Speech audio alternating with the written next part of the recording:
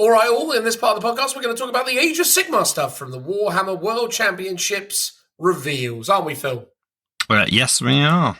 We love a bit of Age of Sigmar around here, let it be known. And I especially enjoy the Forces of Destruction, most notably Iron Jaws, but also all Orruk Warclans, let's be real. Right, Phil? Yeah, you're pretty ardent as a fan, I would say. I think just through general stubbornness, I've stuck with the Iron Jaws throughout the early months of 4th edition Age of Sigmar. Struggled because, Jaws are probably one of the weakest factions in all of AOS right now. But finding, limited levels of success. Nothing of note, it's worth mentioning. But I definitely, represent the faction well, I think. I put in my time, I suppose. So it's a pleasure to get to talk about new Orruk Warclans stuff and new Gloomspite Gitz stuff as well. But we're going to start with Orruk Warclans because that's the sequence by which, GW felt necessary to reveal it to us, right, Phil? Exactly. Got to keep it consistent. Absolutely. So for those of you who don't know, there is a complicated nuance to Orruk Warclans, which is for some random reason that is completely unique to Orruk Warclans. They are essentially two factions in one book. So if you were like a dwarf player, for example, or a dwarden player, to use the AOS vernacular, this would be like the forces of the Fire Slayers. The Fire Slayers been joined with, I've just forgotten the name. Caldron Overlords. There we are. I kept wanting to say KO, but I couldn't remember what it actually meant.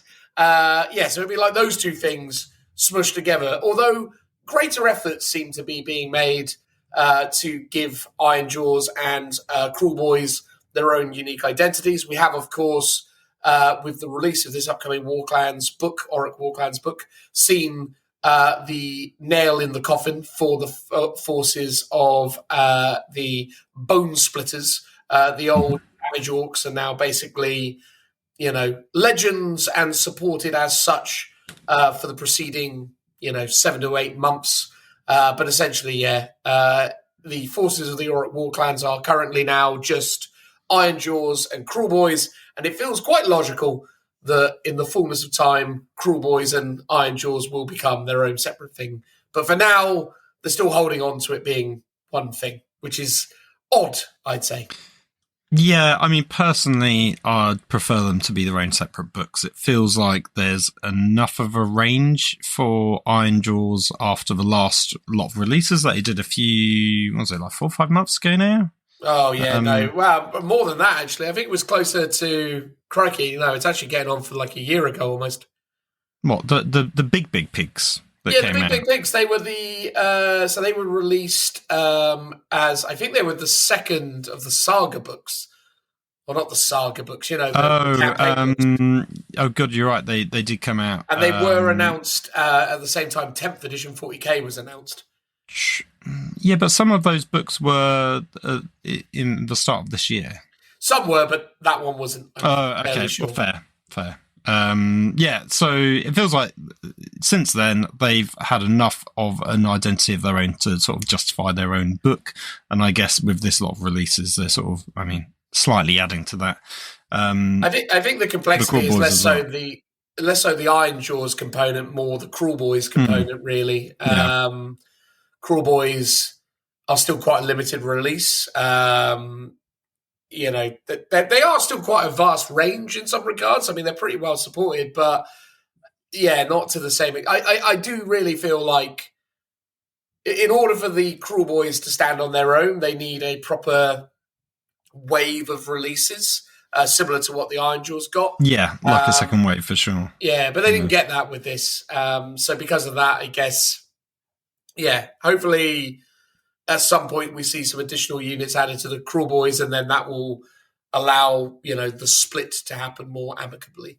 Because Lord knows the Gloomspite Gitz are getting everything under the sun, pun intended, at the moment. So, it's a bit mad to see, Gloomspite Gitz are one faction, and now actually, Gloomspite are mad because they're like 3 armies in one. 3 at least, you could say now. Yeah. Yeah, and no effort made to kind of segregate them. Orruk's more so segregated, but ultimately in one book. Anyway, it's a whole thing. Let's get into it. So, yeah, Orruk Warclans have been revealed.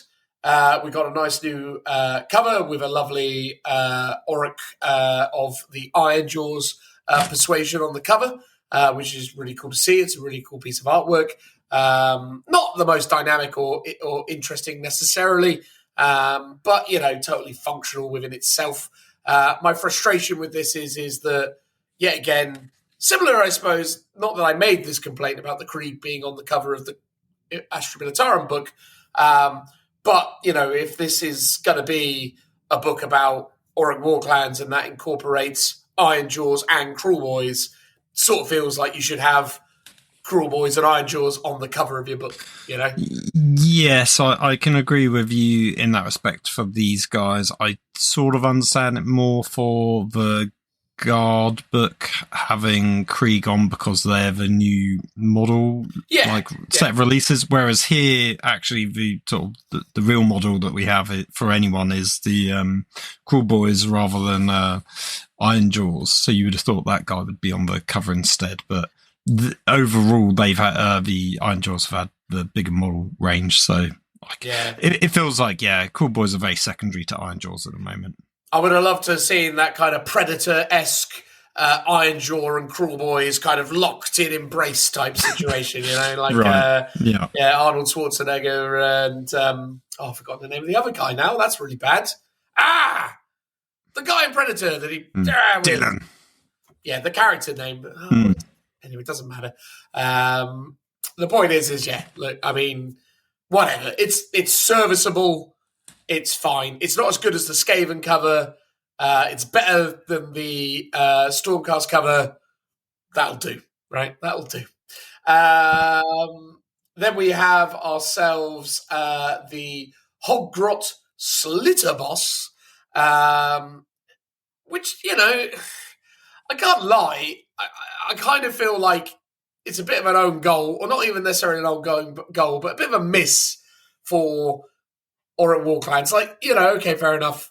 We're going to have some manifestations that we'll talk about in a moment, and we're going to have some faction terrain, which we'll talk about. But for this to be the sole release, it's like, I don't think anyone was falling over themselves to have a character for their Hoggrots specifically. And also, being brutally honest, other than the fact that this guy's got a very large sword by the standards of Hoggrots, and obviously has the trophy racks, it isn't meaningfully different from a standard Hoggrot, other than a few embellishments on the base and a bit more string on the torso, on the waist, and again all those. It's just like, okay, cool, but I don't know. I'm struggling to understand why this is a thing, and I'm struggling to really get my head around why. Because in all probability, it's probably going to have awful rules. So I'm also because if it is going to be a general, or rather a hero that you build a regiment around, I can imagine. Already, I can just easily see all the existing heroes being superior. So I don't know. I don't really know what itch this is supposed to scratch, other than they just felt like Hoggrots needed a character.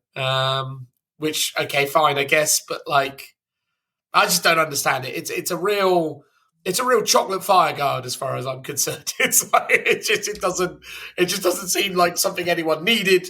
And now that we have it, I don't really think it's that useful. But I don't know. I sort of see it. So obviously, I've been going on my Chaos Dwarf collection sort of rampage and reading up the rules and the history, and obviously hobgoblins of the past used to be subservient to the Chaos Dwarves, and obviously Hobgrots are the sort of AOS equivalent of hobgoblins. Yeah. So back in the old days, with the hobgoblins, you sort of had your unit bosses and stuff like that, but you also had the Khans, which were like the leaders. So you had a Khan on foot, which I guess is closest to this guy as an equivalent. But you also had Khan on wolf as well, because you had hobgoblins on wolves as like a sort of pack, which is actually sort of a lot closer visually to the goblins that we're going to be talking about. shortly for the Gloomspite range. So something like a hobgoblin or hobgrot on wolf would be far more like imposing and interesting as like a sort of centerpiece character. This does feel a bit like the with a lot of the 40k releases we've had this year, where it's like phoned in, and I don't mean that in a mean way, but that's exactly what it is, though. But in a somewhat, we've done a very easy, let's just do a single character model to say that we have done something for this faction, so we can produce the book and sort of justify it with a new model. The easiest thing is a single character. I would assume if you're a real Cruel Boys fan, you probably aren't after a Hobgrot leader model. But then, maybe if you wanted to lean into that, or if they want to make that their own mini faction in their own right, then maybe this guy's totally appropriate. Like, I'm not going to begrudge people from wanting that. I mean, overall, like, I actually really like some elements of the model. It feels a bit monopose, and he triggers me in a way because he reminds me of, is it the Deacon model from the Sisters of Battle? Oh, right, yeah. The one that's got the arms in the exact same position, and it's a very flat image, and she's holding like a mace. So that pose really bothers me because it just reminds me of that model, which was terrible. Well, the thing is with that Deacon, though, just to say, is that their arms are much more down. Like, they're very much more like down. More there, down and have like more out. Yes, which sort of makes it better. And I like the symmetry of the arms outwards and the sort of the V shape of the trophy racks as well. And looking at the trophy racks are like phenomenal in terms of detail. Like the pose of them is really great. Like I would almost be half tempted to try and get those for another model, just like to convert up like 40k or something. Yeah. Overall, I think the Hobgoblin looks pretty cool. The weird sort of dripping blood that is sort of looks almost like rope but isn't is a bit odd. Like to note the fact that it's a very venomous weapon, basically, like the idea that it's kind I guess it's sort of like it's slopping blood. Yeah, is that bit I think is a bit odd. I would like clip those bits off probably. And then the alternative head where he's got an eye patch I think is quite cool. I prefer the helmet, but I also love the eye patch, so if I could have a version with the helmet and the eye patch, I would do that. Yeah, I think if I was to get one of these, which I likely will, just because you've got a lot of Cruel Boys. I do have a lot of Cruel Boys. They're my current AOS project. I'm finishing off the Iron Jaws still. I should be streaming with Lee and Dempsey with my Iron Jaws on Tuesday. So my plan, I'm just working on getting it done. I've just almost finished my Cron Spidey's coming together, the old thing. I've just got to do a lot of weathering on him now. A lot of snow and other bits and pieces. But anyway, I'm going to really... The plan is before this year is done, my Iron Jaw collection will be painted and basically stuck a pin in. And then when this book drops, I'm going to really lean into getting all the kind of Cruel Boy stuff up and together. Because they have actually confirmed, and again, this isn't one of the models, but they have confirmed that one of the armies of renown in the book will be the Big War, which will be really, really cool. So you can do both and combine them. Yeah, I mean, in all probability, the Big War is going to be terrible. We've sort of seen this already with the Slaves to Darkness Be'lakor list, and we've seen it as well with some of the other armies of renown. They're typically pretty bad. Which is good, though, because it sort of discourages people from doing it for any other reason than, the kind of overall aesthetics and general kind of theme, I suppose. And then, basically, you don't end up in a situation like you did with the end of 3rd edition, where the Big War was the big cool thing, and then loads of people had loads of random bone splitter models that they no longer can use. So, yeah, and especially if they are going to essentially drift apart over time, it makes sense. Yeah, that makes perfect sense. Indeed. Sorry, everyone, if it's not the technical difficulties, it's people interrupting us as we're podcasting. This is what happens when we start doing it in the middle of the afternoon for a change of pace. Yeah, these things happen. Anyway, right, I was saying... Hogrot Man looks cool. When I get one, do the thing. He'll almost certainly be a lieutenant. And yeah, big war. Lovely. Everyone's happy. Right, next thing in their selection of things. We have a scenery piece, which we didn't have before, but now we do. In all probability, it will be freely available to those who play the Orruk Warclans. It comes in... Free in points, not in price. No. Never in price, Phil. Never in price. But in game, a free thing that you can take and use. And it's on a base, Phil. Look at that. I know. Yeah, it's pretty nice. A rare, delightful treat to see a piece of scenery on a base. Yeah, good point. Yeah. Yeah. I mean, it does happen, I feel. No, is there any other piece of scenery on a base? I don't think there is, actually. Not that I can think of, but most scenery pieces are a bit more bulky, whereas it is like, it's a little tripod, so I can see why it's on a base. It's quite top-heavy, it's fair to say. But, it comes in two different flavours. You've got your Iron Jaws variant, which has a big jaw.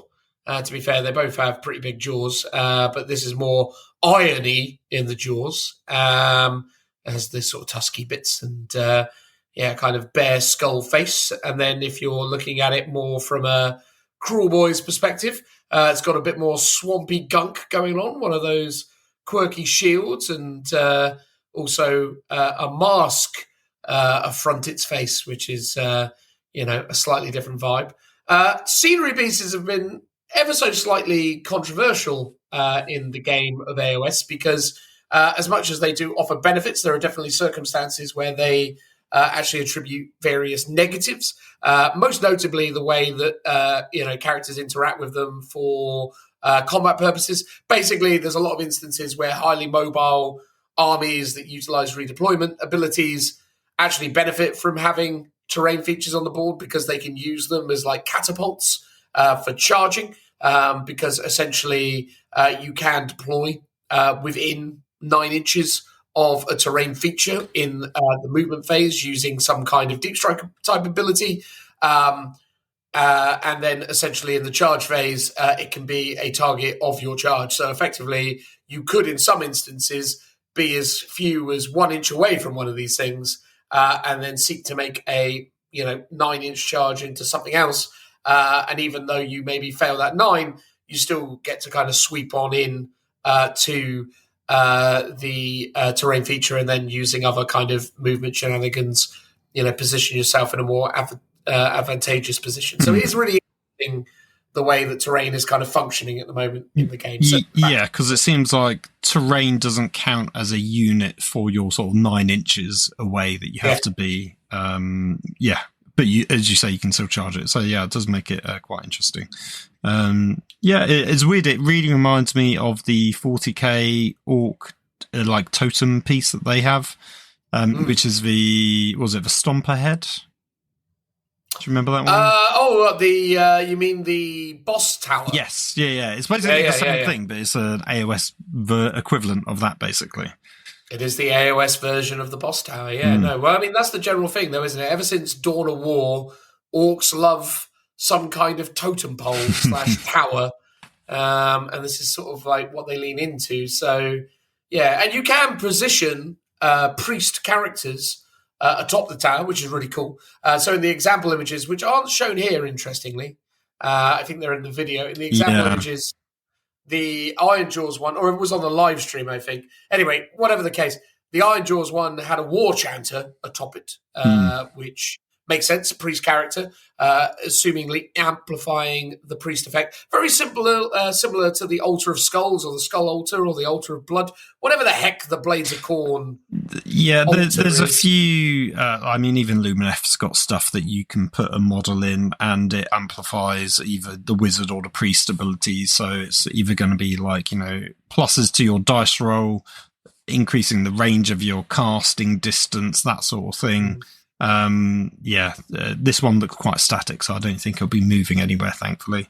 No, I doubt it'll be going anywhere. So it must be amplifying range or increasing the output in some way, shape, or form.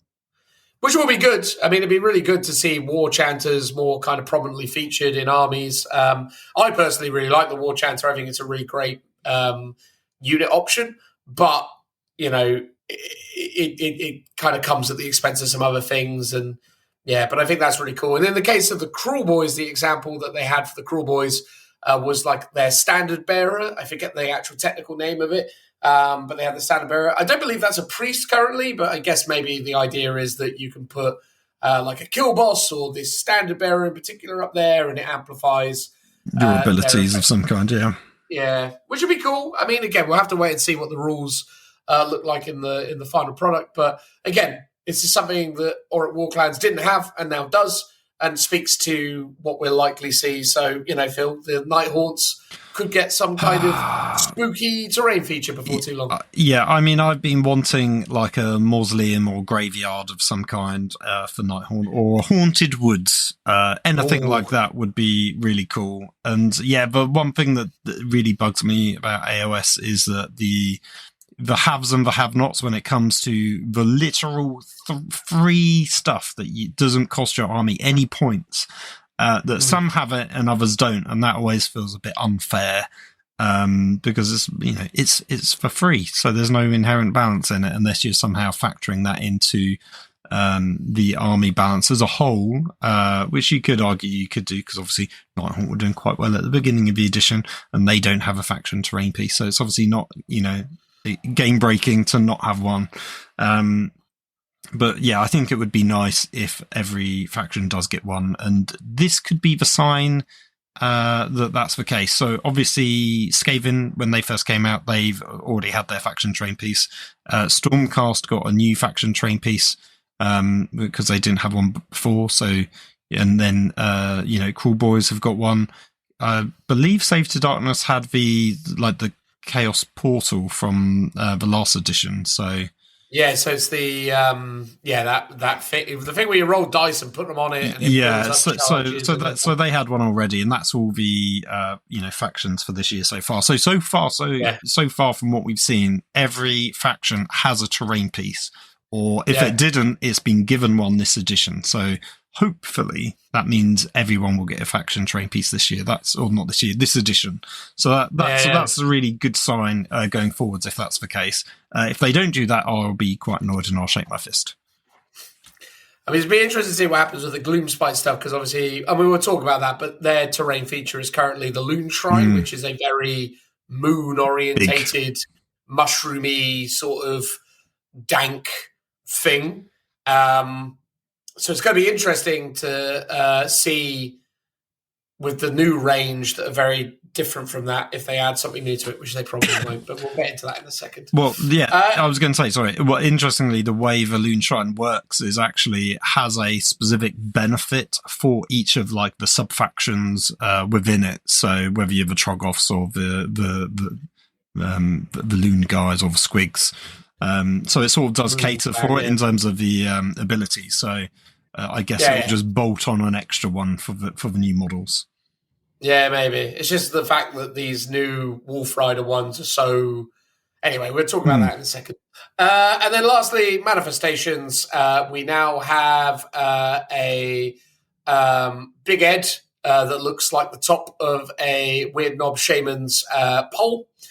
So anyone who's seen a Weird Knob Shaman, most of you will have seen them in Warhammer 40,000 used to represent a Weird Boy. But now basically you're going to have a big version of that, which actually looks really cool. I love how the kind of magical craziness is kind of spewing out of its mouth as well as coming out through its head. By the standards of manifestations, it looks kind of cool. The Foot of Gork is obviously really awesome. I'm really excited to see the scale of it. I also like the fact that we get 2 feet of Gork. We have, potentially the left and right foot, or maybe they're used in synergy, the idea that they're kind of stepping through. So maybe there's going to be some interesting mechanics with how they work. So Foot Gork is obviously very uniquely or very uniformly kind of Orruk Warclans.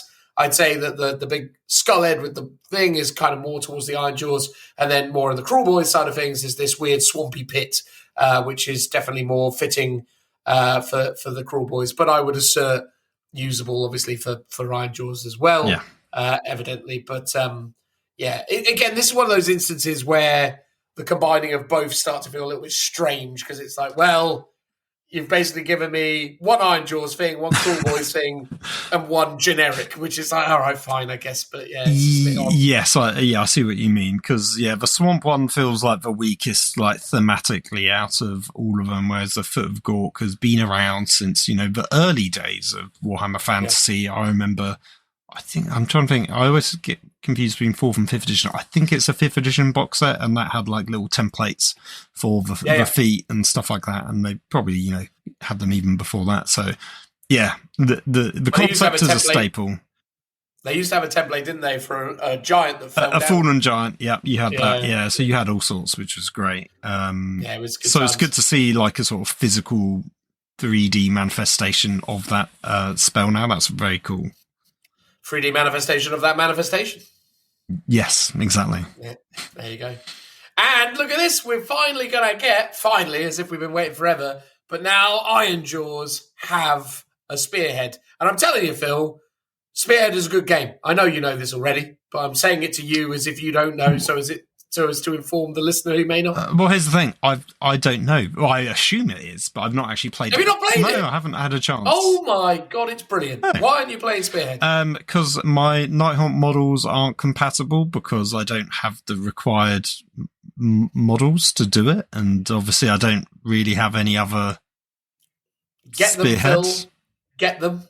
Yeah. Get them and play Spearhead. It's really, really, really good version of the game. That's good. I genuinely was tempted to try and organise a day here to get people to come around and do a bit of a sort of Spearhead mini bash. Well, so much, all on all Spearhead fun. That sounds good. Yeah, I mean, I'd have to build something for it, whether that's Nighthaunt or something new. I like the idea of doing another faction, which we can talk about at some point. So yeah, we'll slap that in the outro a bit. But yeah, that's cool. I mean, look, at the moment, it's hard to say what this represents because obviously what it represents in Spearhead is totally different to what it represents in, well, not totally different, but it is different from what it represents in the main game. And what it is in the main game is to be determined. I mean, at first with Stormcast and Skaven, we didn't see a dramatic departure from Stormcast and Skaven, the index. The index to the battle tomes. However, we've obviously seen with Slaves to Darkness that is quite a dramatic difference. So who knows what these guys are going to be like. I'm excited to see it. But look, I mean, in the general sense, as someone who already owns a lot of this stuff, I'm still probably going to buy it just because you can never have too many boys. You can never have too many brutes. The war boss, the mega boss, you can definitely have too many of. But the brute ragers, happy days. Love a brute rager. In fact, I've been painting those as well. Look at that. There we go.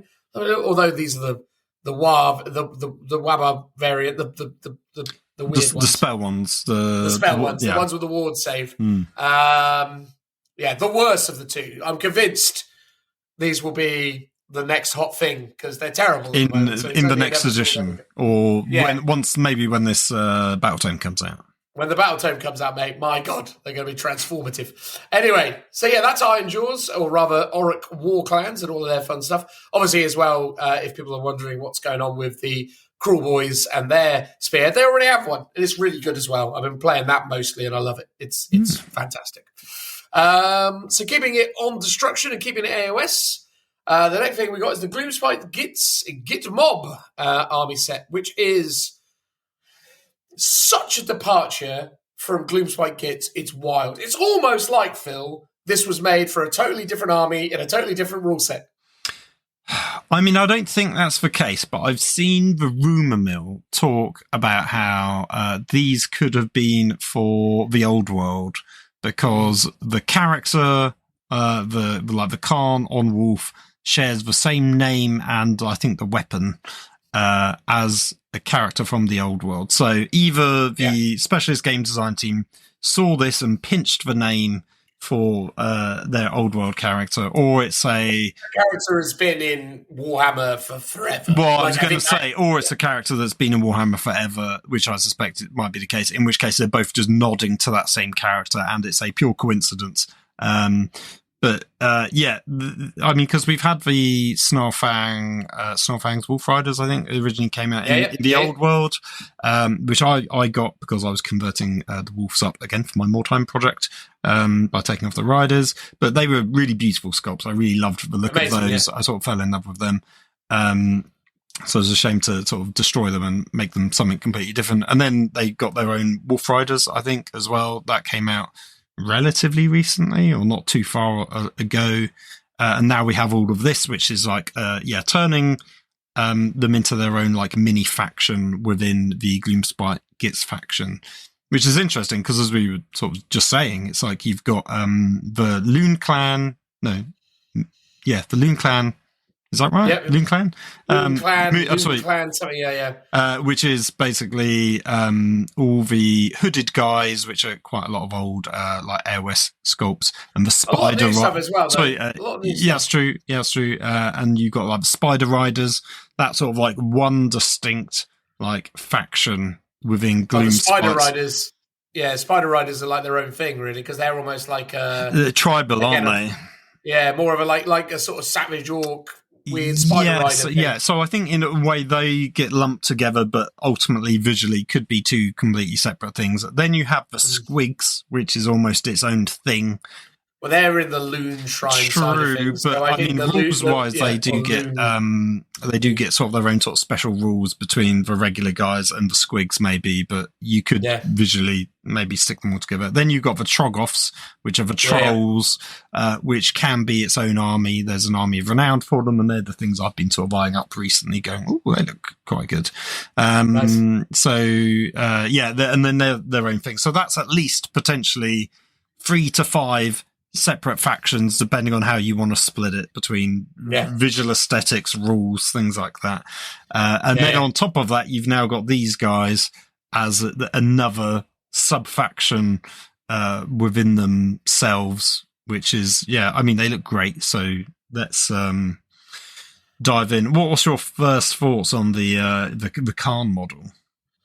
Well, look, I mean, just to get out of the way, the army set is incredible, and I'm genuinely sorely tempted to add this. I mean, I do have, at the moment, a Gloomspite Gitz army, but I was having a conversation with Joe today, and I think I'm about to give it up because I just accept that I'm not going to be able to have the time to get this done anytime soon. Like, I really have to be, like, practical about what is logical and what is likely to happen.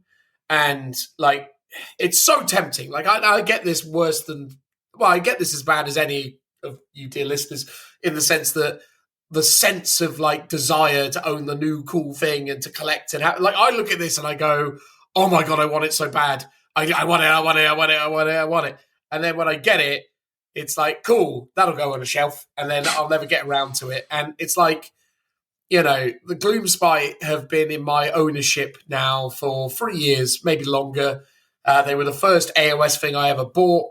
I bought like a Christmas box set years ago, and I was super into the idea of doing them. But then when the push came to the shove and we actually did it, I just abandoned it altogether. I went, I like the look of that Maw Crusher. No. And just sort of went down that direction. It wasn't at all to do with the fact that the Gloomspite Gitz were like the worst performing faction. Oh yeah, they were also terrible, but I'll be honest with you, I was most intimidated by the quantity of miniatures that I would have needed to paint in time for the event. Right. So I was more like, right, I can either paint a Maw Crusher and 9 pigs, or I can paint all of this. And I'm like, oh my God, I'll do the Maw Crusher and the 9 pigs, thanks. Although the Maw Crusher took a long time. But anyway, it's by the by.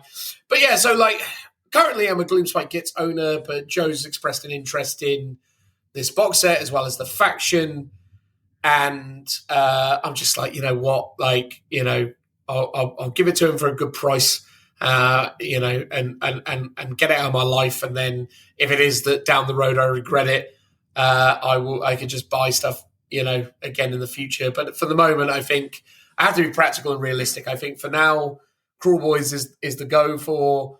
This is stunning though. I love it. I think it's amazing. But I will say it just doesn't feel like Gloomspite Gitz to me. But whatever, it's super cool. I love the minis, and we'll get into it. And this box set is exceptional value, given that you get, like, you know, 2 chariots, the new amazing character, and 2 of these new 2 goblin team wolf units as well. So the 2 big kind of scary wolf units is super cool. So it seems like a really good selection.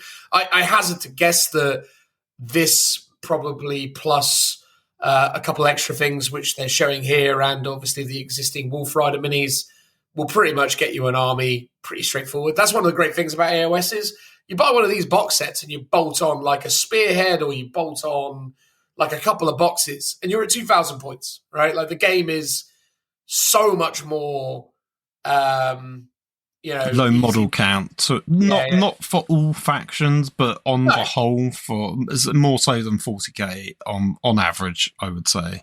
Yeah. But this Wolf Lord geezer, what's his name again? It's what's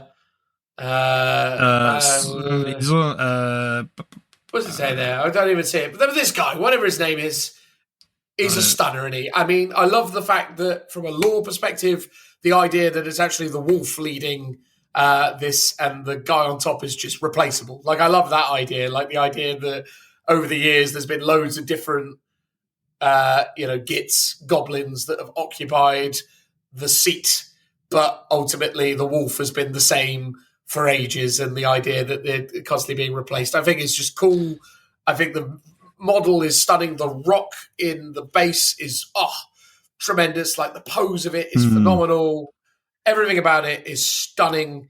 I'm genuinely a huge fan of it. I think this is A-star, top tier model creation. It's stunning. It's so hard to resist the temptation to collect this army because that is gorgeous as far as I'm concerned. Yeah, that's true. I think his name is Drogs the Sun Chomper. So he's the Grand Snarl Boss, leader of the Sun Chompers. Interestingly, his history and origin in terms of that he's a name that gets replaced constantly is the same for Makari, the token banner bearer in But Makari's so lucky.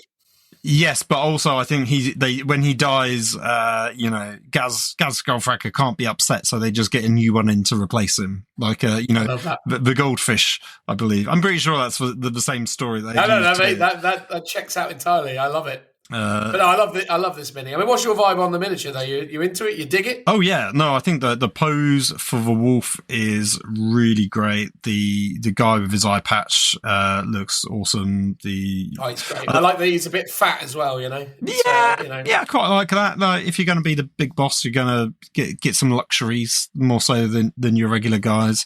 The wolf and his pose just gives me, I don't want to say Disney vibes, but some kind of like, animation where it's a looming predator going over you. So it definitely hits a note of some memory locked inside me as a kid, probably watching cartoons.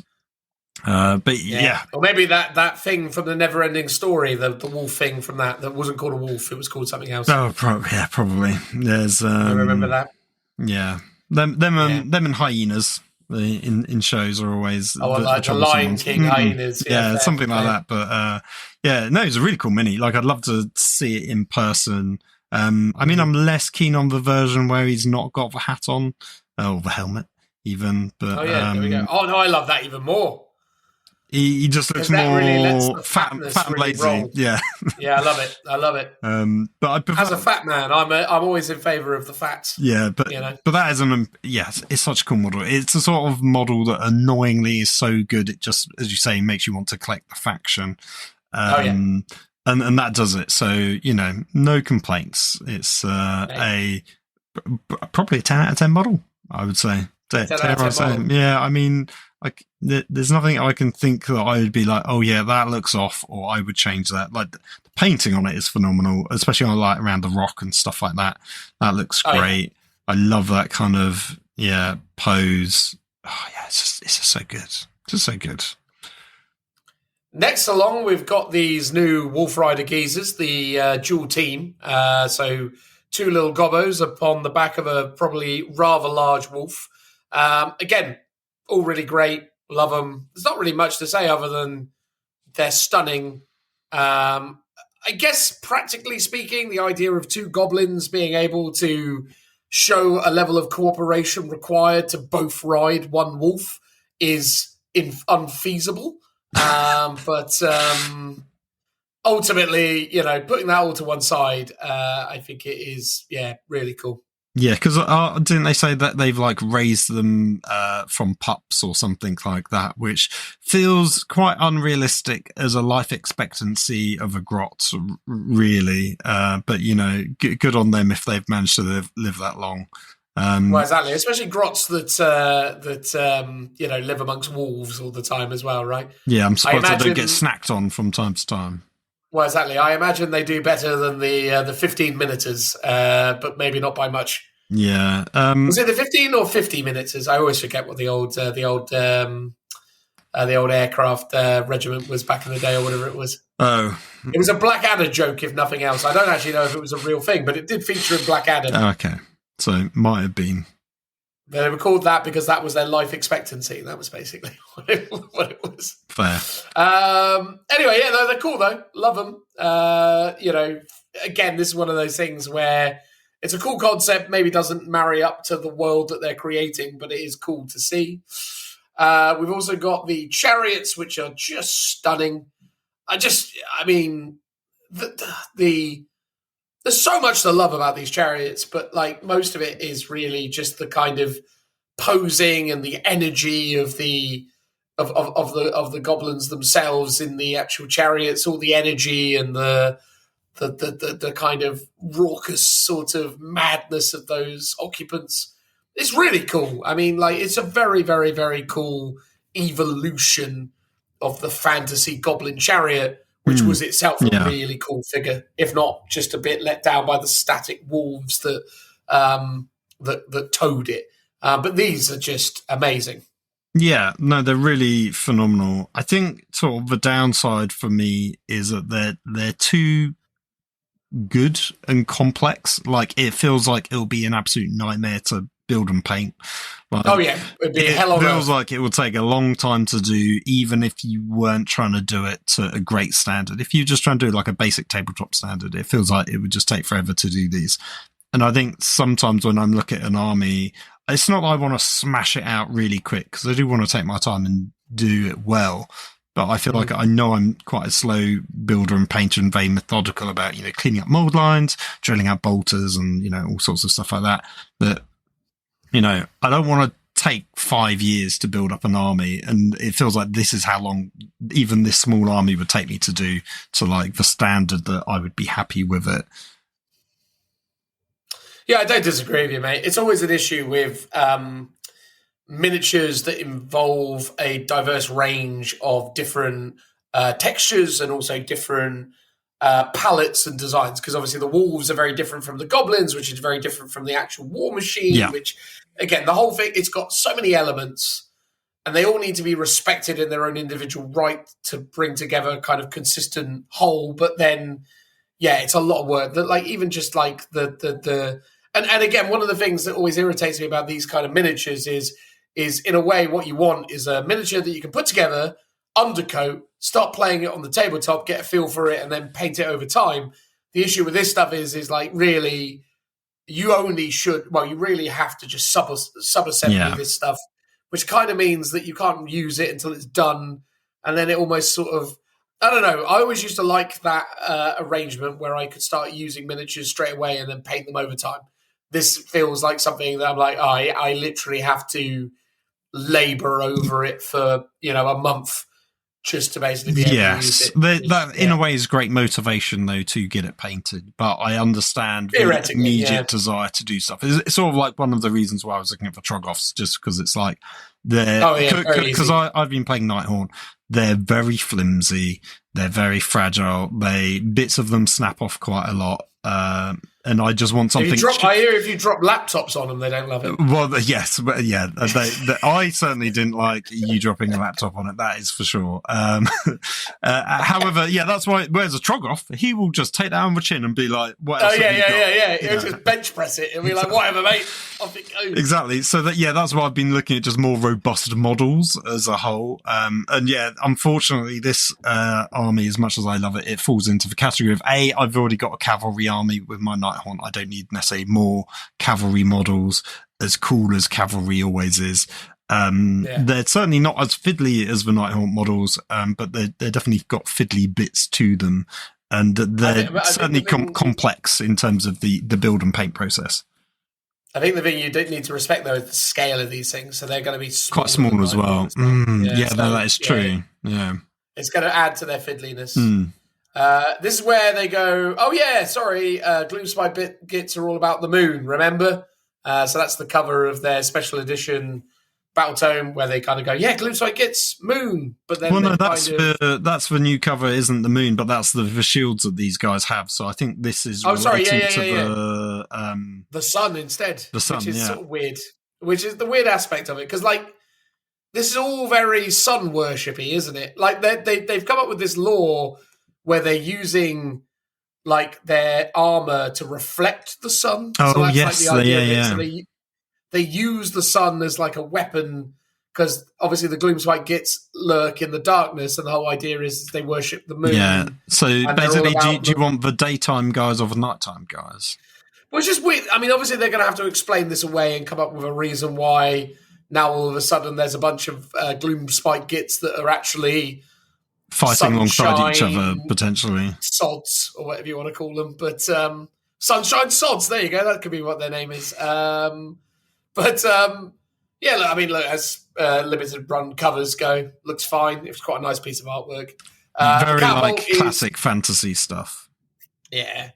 Catapult, just, again, stunning. I mean, this is a great war machine. A beautiful looking kit. Again, there's just so much to kind of pour over. I don't want to kind of labour it. Although we have definitely got the habit of labouring things from here and there, but it's just really nice. Like this one here, where they've actually managed to have the catapult kind of string, or the point of release where it's ejecting the goblin wearing its flight suit out into the world. The geezer who's hanging out just off the side, kitting up, ready for his trip. It's like people queuing up at a theme park or whatever. I mean, he's just getting ready to get on and get involved. It's just, there's so much to love about this thing. I just think they've absolutely nailed it. It's got so much personality. It's got so much kind of substance weight to it. It's weird, right? Because this, in my opinion, is a beautifully executed kind of elaborate war machine with lots of different elements. In so many places, this succeeds where what was it called now? Are you thinking about the the war truck for the orcs in? Yes, yeah. Why have I forgotten what they call? Not snakebite orcs. What were they? They were beast snaggers. Beast snaggers. Yeah. The beast snagger one with the flipping big squig and the geezer. That was ridiculous. Like I said at the time, that was like a He-Man action figure set. Whereas this, I don't know, this just feels a lot more cohesive, is all I'm saying. Even though it is mad and over the top in every measure, it sort of comes together, and it's, the whole is greater than the sum of its parts. I think it's very, very good. And again, I like the fact that it's obviously quite mobile as well still, because it fits the overall aesthetic, although I would assert that this has far less movement than other things in this particular sub-faction. But what's your vibe on the old catapult? It's a bit much for my liking. Like the original one was super simple. It was like a kind of a catapult and then a separate miniature for the flyer. I think it is. It's the Hunter Rig was the one you were thinking of for the Beast Snaggers. It is very similar to that, but like an AOS version. It does sort of feel more realistic and what would the Doomdiver catapult actually look like if it was sort of done now? Let's add on more detail. So in that, I think it does a good job. And it's great. I've said it a ton. I'd love to see more artillery pieces in AOS. It doesn't feel like there's enough of that. Because it was such a quintessential thing in pretty much every fantasy army to have artilleries, cannons, trebuchets, things like that. And a lot of armies just don't have those sorts of things in AOS. So it's great to have that back. So yeah, it'd be really interesting to see what the rules are for this, because I assume it is just shooting and doing damage, because there isn't a separate Doom Diver like you used to have.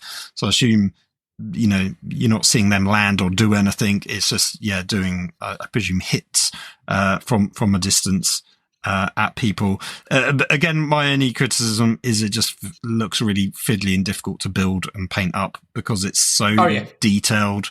It's got like the sort of the oxen beast sort of shoving it away. There's like a sort of almost like a battering ram at the front and loads of spikes. You've got the guy at the front steering it he's literally got a little steering wheel basically.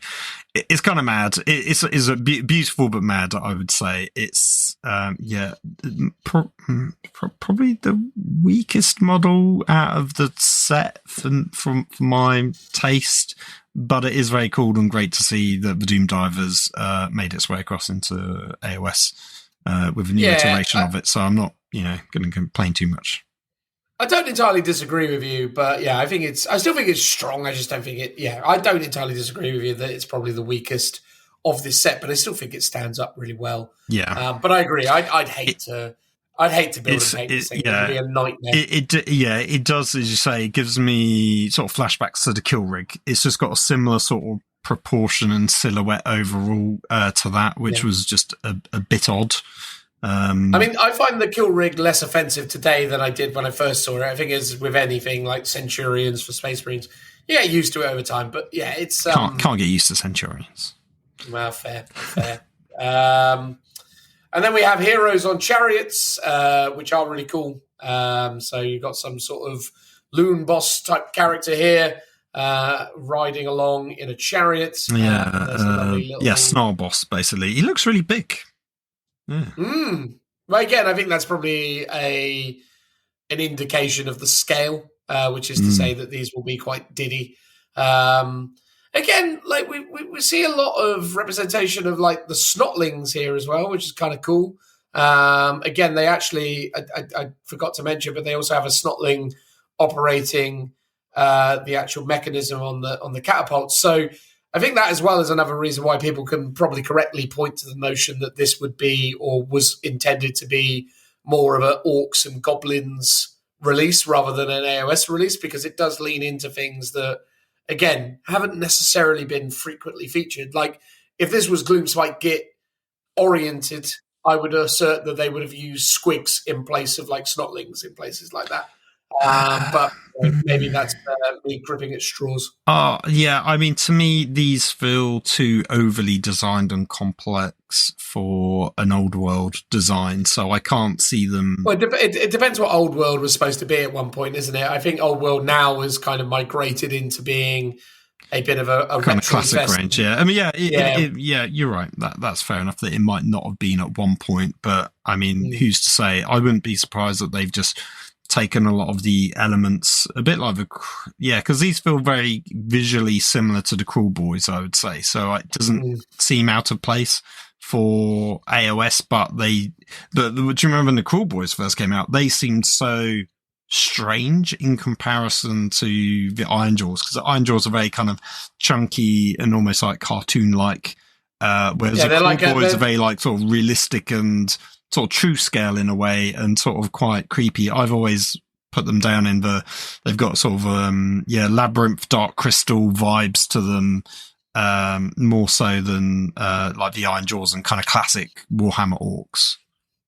Yeah, no, I agree with that. They're definitely they're more akin to like, the representations of orcs that you see in, the Lord of the Rings franchise, or more of that kind of, a bit more of a fantasy element rather than the kind of brutish, muscular orcs that Games Workshop have frequented.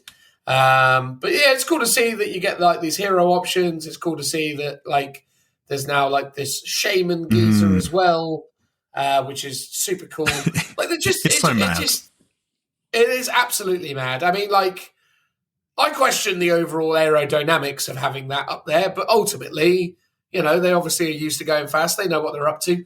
I'm there for it. I think, overall, it is really interesting that the actual cover of the actual book will feature these again. But again, obviously, this is now the hot new thing for Gloomspite.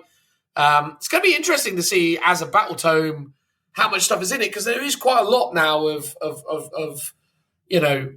different units in this army. So I'm intrigued, man. I'm really intrigued. But I think during the course of this conversation, I've talked myself out of quite triumphantly trying to collect this, because actually, truthfully, the more I look at it, as gorgeous as it is, I am just utterly intimidated by the level of modelling and painting required to get it done. So I think, yeah, ultimately, I probably will just hand it all off to Joe and say, you can have those now, buddy.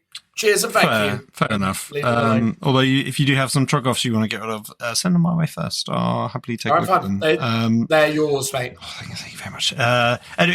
This last model for Shaman, gorgeous. And I like the sort of the simplicity of it, whereas the Doom Diver just feels a bit more overly complicated. This has got like a great silhouette and just, looks cool. And almost feels like this one, more so than all the others, feels like this could have been designed for like the old world or fantasy. This one looks more in that. It's got a cool vibe to it. It's interesting that we're sort of at a stage where the faction has so many sub-factions in it, and it's like, I guess they're just meant to all coexist together, but they feel so different from each other that they should almost be their own books. And I wouldn't be opposed to that, like if they wanted to split them out, but then it does hamper people that probably do want just a little bit here and a little bit there. And I guess that's how they get you, right? They're like, cool, you've got Squigs, Dan, you've got some orcs. Why not? Like with your Ironjaws, you've got Ironjaws. Oh, why not just get a few Krill boys? Because you can they do things that your Ironjaws can't do. Just get a couple of them, and then you've got a whole other army. And whereas if they were literally separate books, you'd probably be like, well, no, I can't, because it's an extra purchase. They're not compatible with each other. Whereas this is a great way of getting you to expand your armies, but have a load more like model and theme diversity within your army that you wouldn't get otherwise. Yeah, I agree. I think it's really cool that when they add in all these elements. I think the great thing is, though, it's so uniquely destruction and it's so uniquely greenskins at the moment. Like, there are no other... Well, actually, that's not true. I actually think Daughters of Cain are going to go this way as well. I think Daughters of Cain with the addition of the Crone and then all the other, because that's a very different sort of vibe to what's going on. Yeah. And Cities of Sigmar, I think they could do the same, because obviously you've got very much humans in Cities of Sigmar, but then obviously you've got the Durardian and the elves as well. And it's like that, but those could be very unique and fleshed out in their own right, in the same way that they've done recently with the humans for Cities of Sigmar. So I would like them to do that with Cities for sure. I'd love that.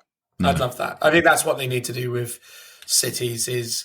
I think for this edition, it'd be great if they just were like, here are the dwarves, here are the elves, and then future editions, they just give us new sort of variants of the same units, but representing different cities. So, we're in different realms, etc.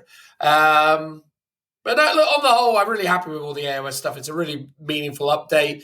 I think the Ironjaws or rather Orruk Warclans stuff is really cool to see. This range of new wolf riding Gloomspite Gitz is awesome as well.